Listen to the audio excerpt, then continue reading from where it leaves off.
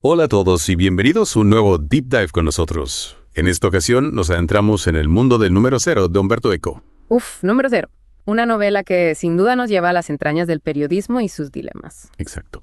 Y para este Deep Dive nos basamos en la novela misma, por supuesto, pero también en algunas entrevistas y ensayos de Eco sobre el tema. La idea es comprender no solo la trama de la novela, sino también su contexto y la crítica social que propone. Y vaya que hay tela para cortar. Número cero nos sitúa en el Milán de 1992. Una época convulsa, con un sistema político en crisis y un panorama mediático en plena transformación. Suena bastante familiar, ¿no? Sin duda hay paralelismos con la actualidad. Y es ahí donde Eco nos presenta a Colonna, nuestro protagonista. Colonna, un periodista de 50 y tantos, un poco desencantado, un poco perdedor, ¿no? Sí, digamos que no ha tenido la carrera más brillante. Y de repente le llega esta peculiar oferta de trabajo. Editar un periódico que nunca se publicará. Domani, que en italiano significa mañana. Un periódico fantasma destinado a existir solo en las sombras. Y aquí es donde las cosas se ponen interesantes. ¿Para qué crear un periódico que nadie leerá? Ahí está la clave. La mente maestra detrás de Domani es el Commendatore Vimercate. Un personaje poderoso, con ambiciones oscuras. Vimercate no busca informar, busca influir. Su plan es usar Domani como herramienta de chantaje y manipulación. ¿Cómo?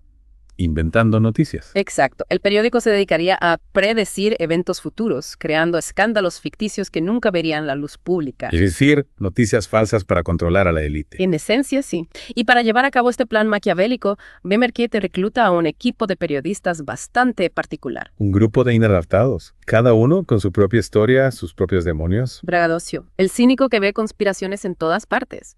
Cimei, el director, frío y calculador, maestro de la manipulación.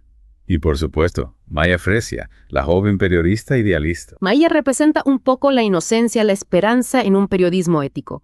Pero su paso por Domani la llevará a un duro desencanto. Qué panorama tan desalentador. ¿Cómo se desarrolla todo esto? ¿Qué papel juega Colonna en esta red de mentiras? Bueno, ahí es donde la trama se complica y donde Eco realmente nos lleva a reflexionar sobre la naturaleza del periodismo, la verdad y el poder. Pero eso lo dejamos para la próxima parte de nuestro Deep Dive. Les recomiendo que no se la pierdan. Volveremos en un momento con más sobre número cero y su perturbadora visión del mundo de la información. Retomamos entonces nuestra conversación sobre Número cero, la novela de Umberto Eco que nos sumerge en el lado oscuro del periodismo. Un mundo de manipulación, mentiras y agendas ocultas.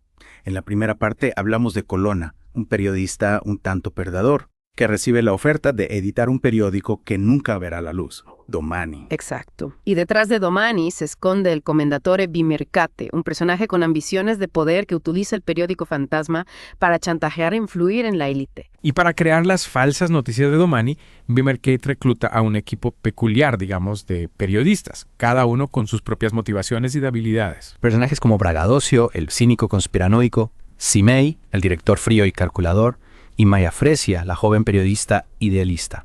En esta segunda parte, me gustaría profundizar en las técnicas de manipulación que Eco describe en la novela. Me parece fundamental. Si Número cero es una crítica al mal periodismo, entender cómo se construyen las mentiras es clave para estar alerta en la actualidad. Totalmente. Y aquí es donde Cimei, el director de Domani, se convierte en un personaje clave. Él es quien instruye al equipo sobre cómo crear noticias falsas, cómo tergiversar la realidad y cómo jugar con la percepción pública. ¿Y qué nos dice Cimei? ¿Cuáles son sus métodos? Cimei es un maestro de la manipulación.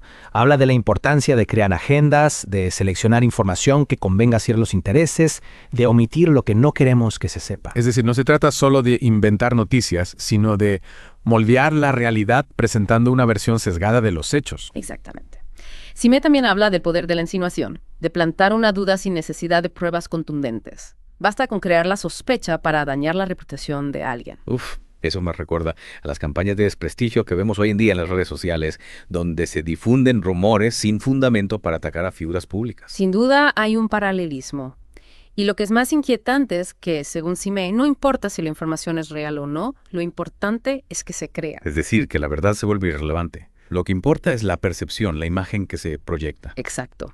Y para controlar esa percepción, Cimei habla de la importancia de los dossiers, expedientes con información comprometedora, ya sean reales o inventados. ¿Y para qué sirven estos dossiers? ¿Se publican en Domani? No necesariamente. La clave está en que se sepa, se rumore, que esos dossiers existen. La amenaza de su publicación es suficiente para controlar a las personas. Es una forma de chantaje, de ejercer poder a través del miedo. Sí, y es una táctica que lamentablemente vemos utilizada en el mundo real.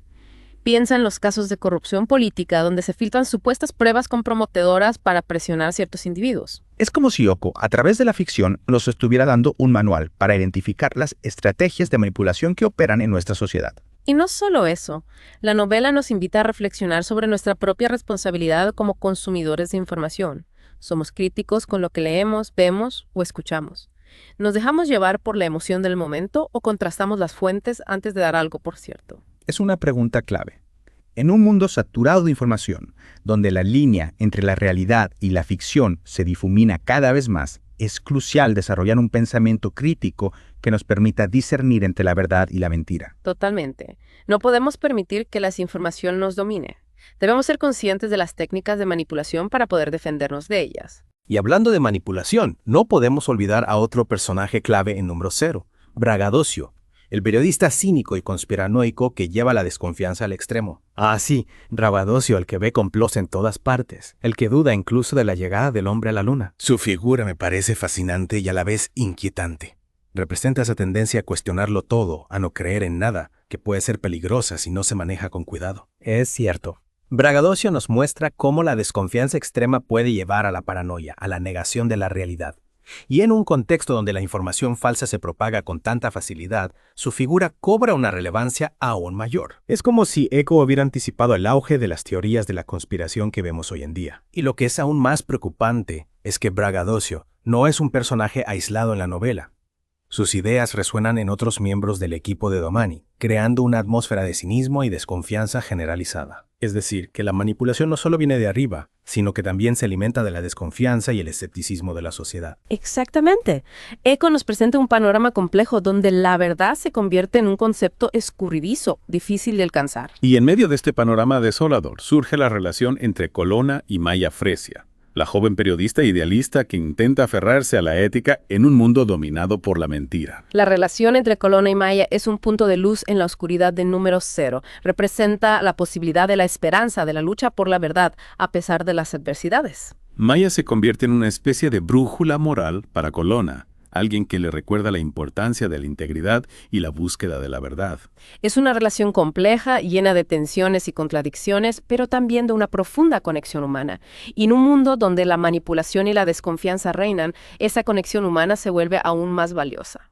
Retomando nuestra conversación sobre número 0 de Umberto Eco, creo que es importante aclarar algo. Dime. A veces, con la crítica que hace Eco, pareciera que el periodismo está irremediablemente corrompido. Entiendo. Es cierto que la novela nos presenta un panorama bastante oscuro, pero creo que Eco no busca demonizar a todos los periodistas. Más bien, señala los peligros, las tentaciones que acechan a la profesión. Exactamente. Número 0 es una advertencia sobre cómo el poder y los intereses pueden corromper la búsqueda de la verdad. Y también sobre cómo nosotros como lectores podemos ser manipulados si no somos críticos con la información que consumimos. Totalmente. Eco nos invita a cuestionar las fuentes, a contrastar la información, a no dar nada por sentado. En un mundo saturado de noticias falsas y agendas ocultas, esa capacidad de discernimiento es fundamental. Sin duda. Y hablando de agendas ocultas, no podemos dejar de mencionar el final de la novela con esa noticia de la BBC que nos deja con más preguntas que respuestas. Sí, esa noticia final es como una pieza de rompecabezas que no encaja del todo. Abre un abanico de interpretaciones sobre el destino de Colonna y el verdadero impacto de Domani. Algunos creen que sugiere el fracaso del plan de Vimercate, que la verdad ha salido a la luz a pesar de sus esfuerzos. Mientras que otros la interpretan como una muestra de que la manipulación sigue operando, que incluso después de la muerte de Braggadocio, las fuerzas oscuras del poder encuentran la forma de controlar la narrativa. Exacto. Eco, maestro de la ambigüedad, nos deja la libertad de decidir, de sacar nuestras propias conclusiones. Y creo que esa es una de las grandes virtudes de número 0. Nos obliga a pensar, a analizar, a no conformarnos con una única verdad. Nos convierte en lectores activos, críticos, conscientes del poder de la información y la importancia de buscar la verdad. Una novela que, a pesar de estar ambientada en 1992, resulta escalofriantemente actual. Sus reflexiones sobre el periodismo, la manipulación y la desinformación siguen vigentes en el mundo de hoy. Sin duda. Y para aquellos que quieran adentrarse en este fascinante y perturbador mundo creado por Eco, les recomendamos escuchar el audiolibro de número 0 en Audible. Encontrarán el enlace en el primer comentario debajo de este podcast. Una experiencia auditiva que les permitirá sumergirse por completo en esta historia de intriga, manipulación y la lucha por la verdad. Esperamos que este Deep Dive les haya dado una nueva perspectiva sobre el poder de la información y los desafíos del periodismo en el mundo actual. Nos encontramos en nuestro próximo Deep Dive.